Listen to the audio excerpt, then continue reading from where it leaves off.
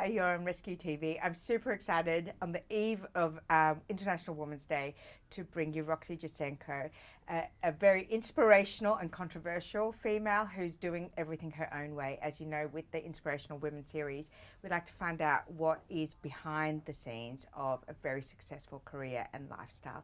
So we were talking about before that you live, in a social media world. Everyone feels like they have access to everyone. And yesterday I was at a lunch with you and I thought, I've known you for about 10 years. I follow you on social media. I've seen you on television. I've read your books. But then I didn't know you. And I found out so much about you that I didn't know yesterday. And I'm wondering, what's on and what's off? Who's the real Roxy? You know, it's interesting. I think from a social media perspective, I always try and show actually how it is. For instance, you will remember when I had my nose fixed, which actually used to enter a room before me, I posted a picture because you know what? I didn't want to one day walk down the road and have this nose that was half the size and people say, oh, have you fixed your face? And I'd say, oh, no. If you ask me, I'll tell you. So on my Instagram, I do try and showcase the real Roxy, but I suppose at the same time it hasn't got a voice, so it's just a visual unless there's a video.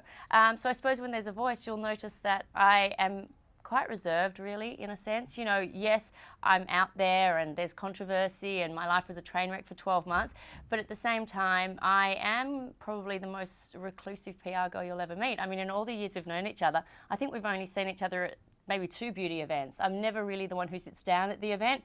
I'd rather be the one giving out the gift bags or standing at the door. But I guess there's a lot of access to you now. I mean, you're doing, your presentations and teaching people how to do social media. You're now an ambassador for 5 different brands, so people get to see different aspects of your personality. There is the social media voice.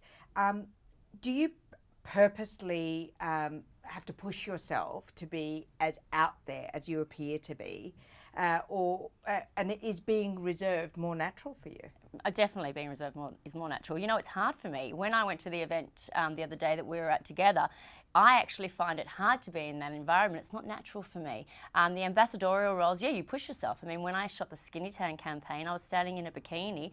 I'm not a model, I felt a bit awkward. I'm not going to lie. I was exhausted from it. I was like, wow, this is not my normal job. But at the same time, I think I've learned to take every opportunity that comes to you. People don't pick it as awkward though, and I guess for the haters, and we'll talk and there's about plenty. Yeah, of course there's plenty, and whenever there is lovers, there are haters. Yes. And I think for the haters, like there's this kind of, she's not a model. Who the hell does she think she is? But, we were talking about it the other day. It was like, how nice for you to have photos of yourself while you've got a banging body, because you don't always have a banging body for the rest of your life. No, my boobs will be down near my ankles in 20 years' time. That's true. Look, people will think that, and there's always the haters, as you said, but at the end of the day, I think that I'm lucky to be in the position that I'm in, and I'm going to make the most of it, So when you say the most of it, what do you mean? The most money, the most of the fame, the most of the attention? What I to never you ever is the wanted most? fame. Okay. I always said I'd rather be rich than famous. Yeah. And it might sound wankery, but that's the reality. I never went out there and went, okay, well, I want to be famous. I wanted to have money in the bank to be able to do things I wanted to do. Yeah. So that's always been the aim. For me, the aim at the moment is to save for another property. I bought this building 4 years ago now, and the next is a home for the family. So it's not a fame thing. It's not an attention thing. That comes with it. Yeah. But it is it's for me financial So you're kind of making hay while the sun shines. Absolutely. On this kind of being Insta-famous moment. And it's not going to last forever. Yeah. The ambassadorial roles are amazing, but they're not going to last forever. For me, I want to jump onto them and grab them while I can and make the most of it. I mean, it also gives my children more opportunity. It means we can travel more. They get to see more. They get to experience more. It's not a fame thing. A lot of people say, oh, it's a fame thing. No. It's a financial. So you are a family, and there's more and more of your husband in, and definitely your kids have always been in there. A lot of the times when I speak to very successful women, they do have a very supportive partner or they're single. What role does your husband play in your career? Well, now he's back. He had a 12-month sabbatical. We call it the sabbatical. Right. So I've done both, not dissimilar to you. I've had the husband, then I've been on my own for 12 months. I didn't know whether my marriage would last. In fact, I was ready for a divorce. And you said the paperwork put you off. Honestly, I mean, I've never seen so much paperwork. When Barker Stoolen gave me this paperwork, I was like, whoa, I was never a savvy student. I mean, how was I ever going to negotiate all that paper? So you stayed with your husband because your paperwork was... Sorry, Ollie. It came good. You know, I've had both. But one thing I'll say is, you know, I can't take away from Ollie that he has my back 24/7. But what does that look like? He is so helpful with the children. You know, he hasn't got the mentality that I'm the girl and I should be there and I should have, you know, if I am late at work, well, you should be at home. Why are you still at work? Which that may be an olden day way of thinking, but it's how a lot of males still think. Yeah. You know, that the woman should be at home behind the stove with an apron on. She should be there to bath the kids every night.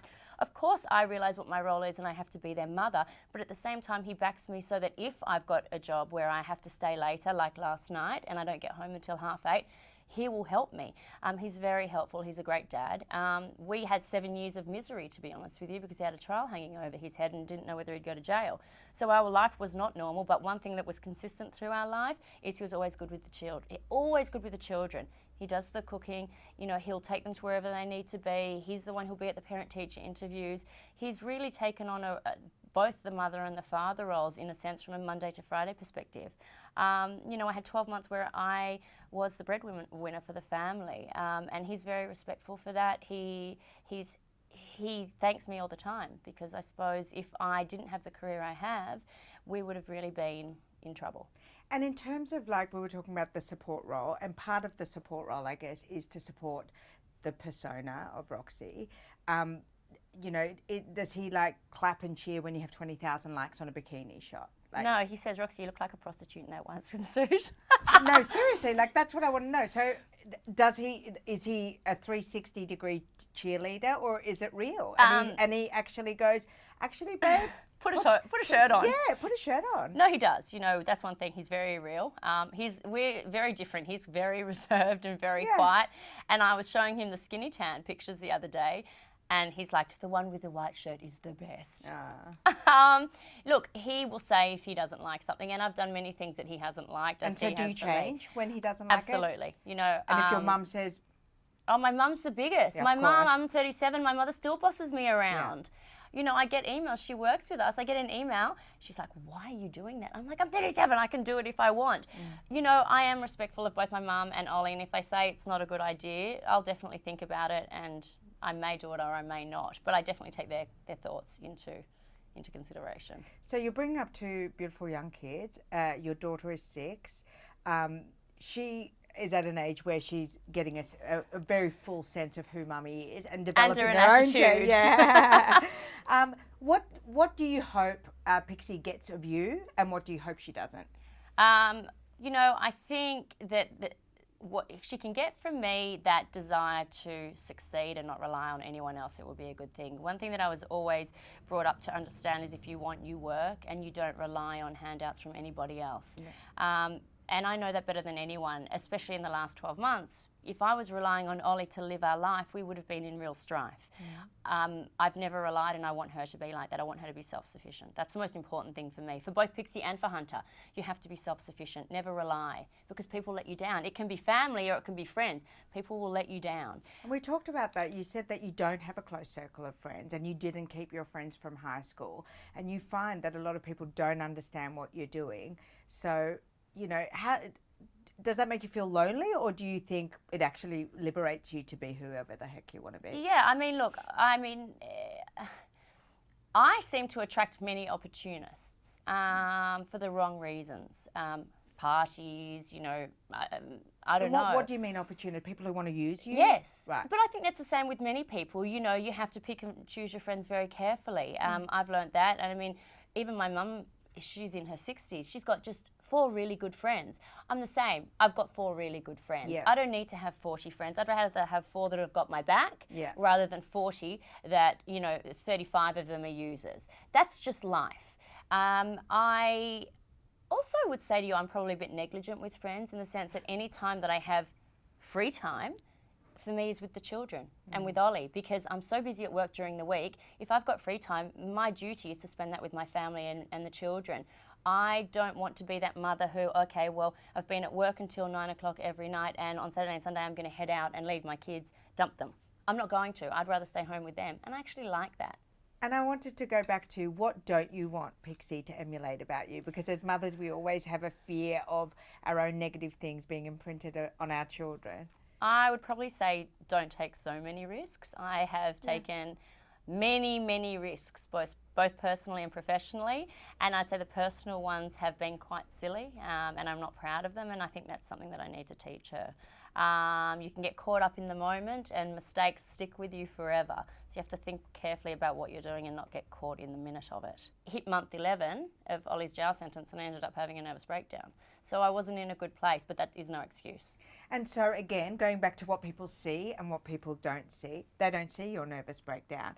They see you soldiering on. So I guess there has to be, as you're someone who's willing to share your real self with people, what advice would you give to people who kind of model themselves under people who they perceive to be perfect? There is no perfect. You know, I have been very open with the fact that, yes, I did lose my marbles. And 10 kilos. And 10 kilos because I decided to eat air for 12 months. But you know what? All that people talk about is that now she's got a banging model body. And they don't realise that it's not all gym. You know, gym is 50%. Well, actually, gym is probably 10% and 90% is eating. And I didn't do that. I am very, what you see is what you get. But I think at the same time, I'm not afraid to own up to my mistakes. Eating air wasn't a particularly smart thing.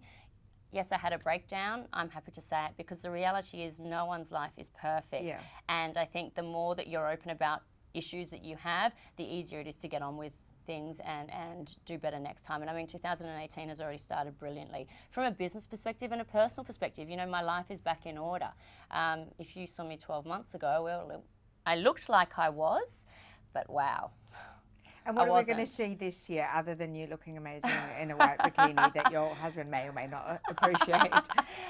You know what? I've never ever been one to have goals. In the sense You don't have goals? Not really, no. Yeah. I like to take things as they come. I've never said, okay, well, I need to be here. But you're a hustler. I'm a sales girl through and through. Yeah. I really am. I didn't have the smarts of, you know, a studious person to rely on. You know, I had to use the Sal in me to get where I wanted to be. It's just growing the business. You know, that's the most important thing. And obviously doing my best to balance everything because the children, now having a husband back and business is not easy to balance all. And having a self. Yeah, I don't really worry about when I got cancer, that was the only reason I went to the doctor. I got pushed there. I'm not really one to worry about me. You know, my focus is always, how's my team doing, who've become like family to me, how's the children doing. I don't know. I can always worry about me later. Wow. As random as that sounds. Well, you've got hundreds and thousands of people who wish you well and, you know, a few haters who don't, but like... About 1 million of those. Yeah, but success is the best revenge, as and they always right. say. Yeah, it's true though. You know, the more, and this is what I always say, you know, the more negativity out there is about me, the more it pushes me to strive for more and to succeed. You know, it's almost like that saying I see on Instagram sometimes that's... you hate me right now, but wait till you see what I've got in store for you. Because the reality is, the more negative people are about you, the more you go, well, you know what? Fuck you. Watch me push even harder. Well, how else can you end? Fuck you. Watch me push even harder. You've got it. You said you like spice. Perfect. It's like perfect. I knew you'd like that.